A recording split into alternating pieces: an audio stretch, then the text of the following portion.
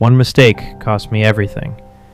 And the worst part is, at the time, I thought I was doing the right thing.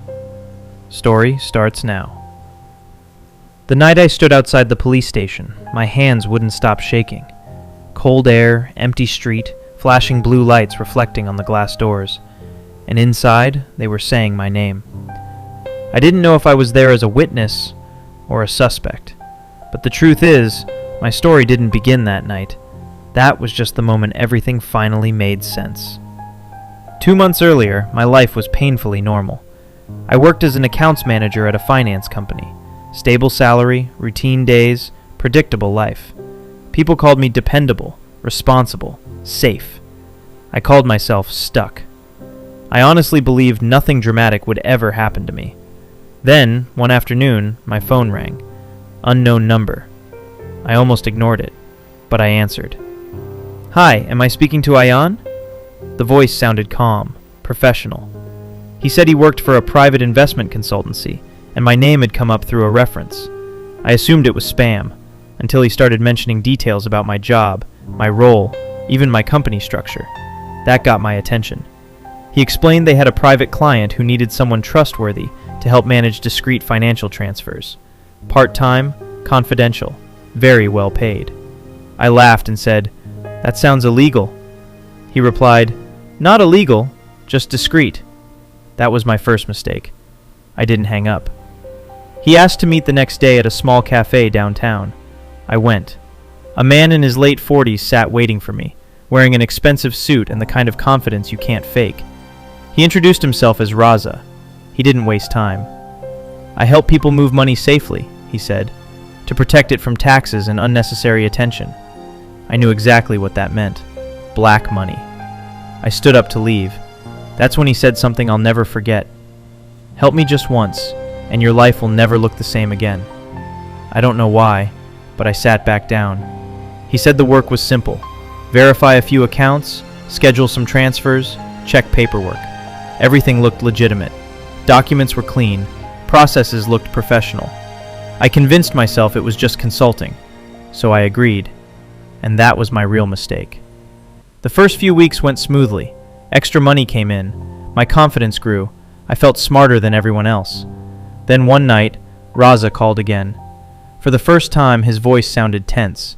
He said an urgent transfer needed to be done immediately, and it had to go through my login credentials. I refused. He paused, then said quietly, "You're already part of this system." Seconds later, he emailed me documents. My signatures were there. My approvals were there. My involvement was documented. That's when I realized I had been trapped for weeks. That night, I made the transfer. Just one click, one decision. And that single click shattered my life. 2 days later, the news broke. A businessman had been murdered. A major financial fraud investigation began. Millions of dollars were missing. At the time, I still didn't connect the dots. Until the police walked into my office. They asked one question. "Did you authorize this transaction?" My throat went dry. I nodded. In that moment, my entire world shifted. My company suspended me immediately. Friends stopped calling. My family started asking questions I couldn't answer. And all I could think about was one thing. Where was Raza? The cafe was closed. His number was dead. His company didn't exist. That's when I understood. I had never been a partner. I had been a pawn. But the biggest twist hadn't even come yet. One night, I received an anonymous email. Inside was a short CCTV clip. It showed Raza meeting someone in a parking garage. When the camera angle shifted, I felt my chest tighten. The man he was meeting was my boss. Suddenly, everything made sense. My boss recommending me. My boss trusting me with sensitive files. My boss pushing me into special projects. It had all been planned. They needed a clean employee, someone with no record, someone believable, someone they could blame. I was perfect. That's when I realized something painful. My mistake wasn't answering the call. My mistake wasn't the money. My mistake was trusting the wrong people at the right time. The investigation dragged on for months.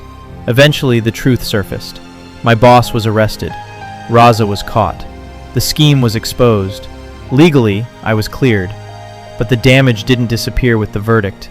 My job was gone. My reputation was scarred. My confidence was shattered.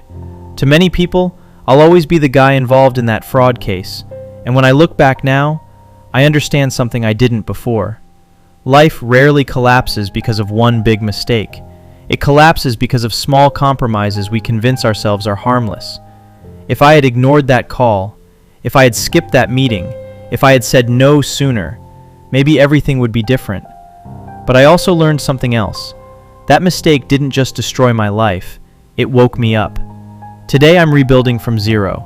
Less money, fewer friends, smaller life. But one thing is bigger than ever: awareness. The end.